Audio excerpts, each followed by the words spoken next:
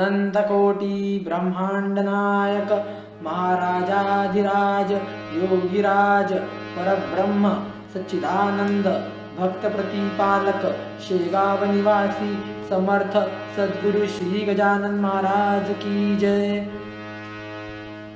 अध्याय 8 श्री गणेशाय नमः। हे वसुदेव देवकी नंदना, गोप गोपी मनरंजना, दुष्ट दानव मर्दना, श्रीहरी माझ्यावर कृपा कर। तुला प्राप्त करण्यासाठी मी कर्माधिकांचे अनुष्ठान करावे असा विचार केला तर भक्ती करण्याची माझी पात्रता नाही। तुझे ज्ञान देणारी सारी शास्त्रे संस्कृतात आहेत आणि मला संस्कृत भाषेचा गंध नाही, मग मला आनंद कसा मिळेल? अन्नदान करून तुला प्राप्त करावे तर मी गरीब, माझ्याजवळ धन देखील नाही। तीर्थयात्रा करून तुला प्रसन्न करून घ्यावे असा विचार केला तर शरीर थकले आहे, त्यातही आता अंधत्व आले आहे, असा मी हीन दीन झालो आहे। परंतु हे चक्रपाणी, तुझी कृपा असल्यावर स्वानंद सागरात अहोरात्र पोहण्याचे भाग्य मला लाभेल। तुझ्या कृपेचा मी दासगणू भुकेला आहे। माझ्या मुखात कृपाप्रसादाचा एक तरी घास घाल, ज्यामुळे मी तृप्त होईन। अमृताचा एकच कण सर्व रोगराई नष्ट करतो, त्याचप्रमाणे तुझी कृपा मला या संसार सागरातून मुक्त करेल। मागील अध्यायी आपण बघितले की देशमुख आणि पाटील यांच्यात वैर निर्माण झाले होते। जेथे हा द्वेषभाव असतो तेथे सर्व सुखांची राख रांगोळी होते। ज्याप्रमाणे क्षयरोग शरीरास घातक, त्याचप्रमाणे ही द्वेषभावना समाजास घातक ठरते।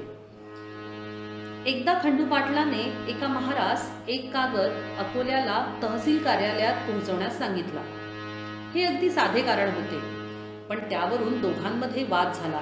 महार म्हणाला, मी काही कागद नेणार नाही, देशमुखाच्या नोकरांवर तुमचा डोळा आहे, काही झाले तरी आजच्या दिवशी मी हे काम करणारच नाही। तुझा हुकूम म्हणजे मी शिमग्याच्या बोंबा समजतो। त्या महारास देशमुखाचे पाठबळ होते, त्यामुळे तो फक्त बोललाच नाही तर पाटलाच्या मुखासमोर मूठ आवळून त्याने हात सुद्धा नेला। ते पाहून खंडू पाटलास राग आला, तो संतापला। जवळच असलेल्या भरीव वेळूच्या काठीने त्याने महारावर जोरदार प्रहार केला। आधीच पाटील, त्यात रागाच्या भरात त्याने जो प्रहार केला त्यामुळे महाराचा हात तुटला व तो बेशुद्ध झाला। पाटलाने दुसऱ्याला कागद घेऊन पाठवले। इकडे त्या महाराज त्याच्या नातेवाईकांनी देशमुखाच्या घरी आणून ठेवले। हात मोडलेला पाहून देशमुखास फार आनंद झाला। पाटलाविरुद्ध फिर्याद करण्यास छान संधी चालून आली आहे। त्यांनी त्या महाराज लगेच पोलीस ठाण्यात नेले व अधिकाऱ्यांना खोटे नाटे सांगितले। पाटलाविरुद्ध तक्रार नोंदवली गेली। साऱ्या शेगावभर बातमी पसरली की उद्या खंडू पाटलास हातात त्याच्या बेड्या पडणार आहे। ते खंडू पाटला समजले तेव्हा त्याचे धाबे दणाणले। ज्या शेगावी मी वाघासारखा वागत होतो तिथे माझ्यावर हा प्रसंग यावा, याहून अपमानास्पद गोष्ट कोणती? इतर बंधू देखील घाबरून गेले, कुणालाच काही सुचेना। खंडू हताश होऊन बसून राहिला। तेवढ्यात त्याच्या मनात विचार आला की महाराजांनाच नवस बोलावा, या साधू वाचून आता मला या संकटातून कुणीही वाचवू शकत नाही। वरवरचे प्रयत्न करण्यास खंडूचे भाऊ अकोल्याला गेले आणि खंडू रात्रीतून महाराजांकडे आला। येताच समर्थांच्या पायावर डोके ठेवले व म्हणाला, महाराज, माझ्यावर कठीण प्रसंग ओढवला आहे। मी सरकारी कामानिमित्त एका महाराज पाठवले, पण त्याने ऐकले नाही म्हणून काठीने मारले। त्याचा परिणाम असा झाला की देशमुखांनी माझे अहित करण्यासाठी तक्रार केली। उद्या मला कैद होण्याचा प्रसंग आला आहे। समर्था, माझ्या अब्रूला तुझ्याशिवाय आता कोण वाचवेन?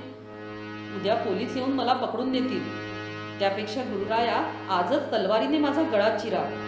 माझ्या अब्रूचा प्रश्न आहे, माझ्या खड्या एवढ्या दोषाची पर्वता एवढी शिक्षा व्हावी? प्रभूने द्रौपदीच्या अब्रूचे रक्षण केले, माझे रक्षण तुम्ही करावो, असे म्हणून पाटील रडू लागला। घरची मंडळी देखील अतिशय चिंतातूर झाली होती। त्यावेळी समर्थांनी खंडू पाटलास हृदयाशी धरले व त्याचे सांत्वन करू लागले। अरे, कामकर्त्या पुरुषावर अशी संकटे येतच असतात, त्यांची चिंता करू नकोस। स्वार्थी लोकांचा त्रास कधीतरी नीतिमार्गाने जाणाऱ्यांनाही होतच असतो। पाटील, तुम्ही आणि देशमुख एकाच जातीचे असूनही एकमेकांचे स्वार्थापायी नुकसान करता। पूर्वीच्या काळी कौरव पांडवांमध्ये स्वार्थापायी वितुष्ट आले होते। पण तेथे पांडवांचा पक्ष योग्य होता, त्यामुळे भगवंताला पांडवांना सहाय्य करावेच लागले व सत्यासाठी कौरवांना मारावे लागले. जा, भिवू नकोस. कितीही कोणी जोर लावला तरी तुला बेडी पडणार नाही. ते समर्थ वाक्य खरे ठरले. पाटील निर्दोष सुटले. त्यानंतर तर पाटील मंडळी समर्थांची अधिकाधिक भक्त झाली. अमृताचे सेवन करणे कोणाला आवडणार नाही. नंतर खंडू पाटलाने प्रेमाने विनंती करून समर्थांना आपल्या घरी मुक्कामाला नेले. तिथे असतानाचा एक प्रसंग. पाटील सदनात मुक्काम असताना अचानक 5-10 तैलंगी ब्राह्मण धनाच्या लोभाने तेथे आले. त्यावेळी समर्थस्वारी पांघरून घेऊन निजली होती. त्यांना जागे करण्यासाठी ते उच्च स्वराने मंत्र म्हणू लागले. मंत्र म्हणताना चूक झाली, पण त्यांनी ती दुरुस्त केली नाही. गजानन स्वारी आसनावरून उठून बसली. महाराज म्हणाले, अरे, तुम्ही कशासाठी वैदिक झालात? वेदविद्येला कमीपणा आणू नका. ही मोक्षदात्री विद्या आहे. मी म्हणतो तसे म्हणा. असं म्हणून जी ऋचा त्यांनी म्हणायला सुरुवात केली होती तोच अध्याय समर्थांनी घडघड म्हणून दाखवला. उच्चारणात कुठेही चूक नाही. शब्दोच्चार स्पष्ट. जणू वसिष्ठ मुनी वेद म्हणण्यास बसले आहे असे वाटू लागले. तैलंगी ते ऐकून चकित झाले व मान खाली घालून बसून राहिले.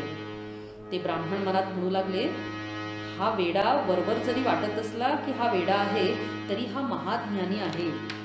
4ही वेद याला मुखोद्गत आहेत. हा जातीने ब्राह्मण असावा. काहीतरी पुण्यपदरी होते म्हणून याची भेट झाली. असो, पुढे खंडित पाटलाकडून त्या ब्राह्मणांना 1-1 रुपया महाराजांनी दक्षिणा म्हणून दिली. ब्राह्मण संतुष्ट होऊन दुसऱ्या गावी निघून गेले. महाराज आता उपाधीला कंटाळले होते. ब्राह्मिकांना उपाधीचे खूप कौतुक वाटते. गावाच्या उत्तरेला एक मळा होता. तेथे भरपूर भाजीपाला होत असे. तेथे एक शिवमंदिर देखील होते. जवळच लिंबाचे थंडगार सावली देणारे झाड होते. हा मळा खंडू पाटलाच्या सगळ्यात लहान भाऊ कृष्णाजी पाटील यांचा होता. महाराज त्या शिवमंदिराजवळील ओट्यावर बसले व कृष्णाजीला म्हणाले, अरे, मी काही दिवस तुझ्या मळ्यात राहण्यास आलो आहे. येथे प्रत्यक्ष भोलेनाथ, कर्पूरगौर, नीलकंठ वास करतात. त्यामुळे मला देखील इथेच निवास करण्याची इच्छा आहे. मला राहण्यास जागा करून दे. मग काय, कृष्णाजीने ताबडतोब 6 पत्रे लावून ओट्यावर छप्पर करून दिले. जिथे राजा तिथे प्रजा. समर्थांच्या सेवेत भास्कर पाटील, तुकाराम कोकाट्या व कृष्णाजी पाटील स्वतः पूर्ण वेळ होते. गजानन या मळ्यात निवास करत असताना एक अद्भुत घटना घडली. 10-20 गोसावी फिरत फिरत तेथे पोहोचले. त्यांनी महाराजांचा चमत्कार ऐकला होता. त्यामुळे त्यांनी तिथेच मळ्यात मुक्काम ठोकला. ते पाटलास म्हणाले, आम्ही तीर्थयात्रेकरू आहोत. गंगोत्री, जमुनोत्री, केदार, हिंगलाज, गिरनार, डाकोर अशी अनेक तीर्थक्षेत्रे पायी फिरून आम्ही रामेश्वरास आता जात आहोत. आमच्यासोबत आमचे महासाधू ब्रह्मगिरी आहेत. तुझे भाग्य मोठे म्हणून आमच्या महाराजांचे पाय तुझ्या मळायला लागले. शिरापुरीचा नैवेद्य कर, गांजा पुरव. आम्ही 3 दिवस राहू आणि नंतर इथून पुढे निघू. या संधीचा लाभ घ्या. तुम्ही त्या वेड्याला मान देता आणि आमच्याकडे दुर्लक्ष करता. आम्हाला वेद पाठ आहेत. इच्छा असेल तर ऐकण्यास या. त्यावर कृष्णाजी म्हणाला, शिरापुरी उद्या घेऊन जा. आज भाकरी केल्या आहेत त्याच घेऊन जाव्या व गांजा जितका हवा असेल तितका तुम्हाला तिथेच मिळेल. दुसऱ्या प्रहरास चून भाकरी खाऊन आराम करून संध्यासमयी समर्थांपुढे त्या गोसाव्यांनी आपली आसने मांडली. ब्रह्मगिरी गोसाव्याने भगवद्गीता वाचण्यास सुरुवात केली. काही गावकरी देखील पोथी ऐकण्यास तेथे येऊन बसले. नैनन चिंदंती हा श्लोक निरूपणास घेऊन त्या गोसाव्याने समजावून सांगितला, पण लोकांना तो फारसा पटला नाही. निरूपण आटोपल्यावर सर्व मंडळी महाराजांसमोर दर्शनास येऊन बसली. लोक म्हणू लागले, तिथे फक्त श्लोक ऐकला आणि इथे प्रत्यक्ष स्वानुभवी पुरुष दिसतोय. या त्यांच्या बोलण्याने गोसाव्याला थोडा राग आला. आता सारे गोसावी गांजा पीत बसले होते. इकडे पत्र्यात लाकडी पलंगावर महाराज चिली मोडीत बसले होते.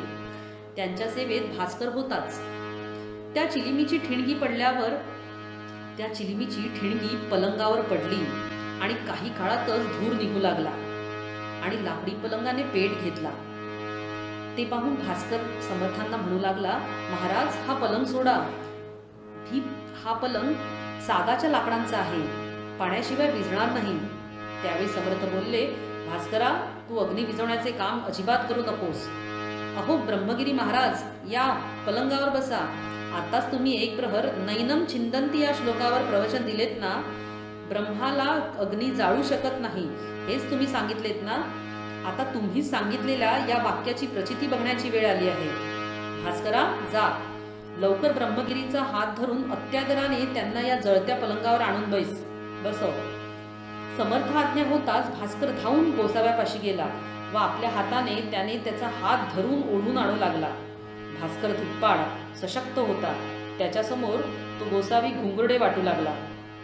पलंगाने आता चारी बाजूंनी पेट घेतला होता. आगीच्या ज्वाला निघू लागल्या, परंतु महाराज आसनावर स्थिर बसून होते. श्री प्रल्हादाला अग्नीत उभे केल्याचे व्यासांनी भागवतात लिहून ठेवले आहे. त्या गोष्टीचे महाराजांनी मळ्यात प्रत्यंतर दाखवले. इकडे ब्रह्मगिरी भास्करास म्हणाला, मला पलंगाजवळ नेऊ नका हो, मी महाराजांचा अधिकार ओळखला नाही. पण भास्कराने त्याचे काही ऐकले नाही. त्याने फरफटतच ओढून त्याला समर्थांसमोर उभे केले.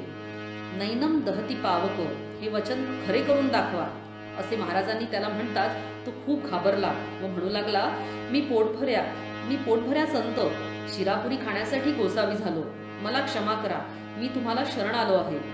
शेगावच्या लोकांनी समर्थांना विनंती केली, महाराज आता तरी खाली उतरा, तुम्हाला असं बघून आम्हाला धडकी भरते, आमच्यासाठी तरी आता खाली उतरा.